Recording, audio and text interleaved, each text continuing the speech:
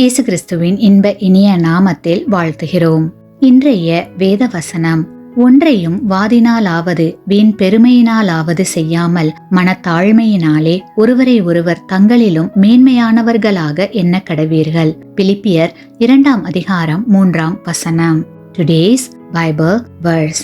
Let nothing be done through selfish ambition or conceit, but in lowliness of mind let each esteem others better than himself. Philippians chapter 2 verse 3. தாழ்மை என்பது மனநிலையின் வெளிப்பாடாக இருக்க வேண்டும். தாழ்மை, எளிமை என்பவைகள் வெளிப்புற காட்சியாக மட்டுமின்றி உண்மையான மனநிலையாக இருக்க வேண்டும்.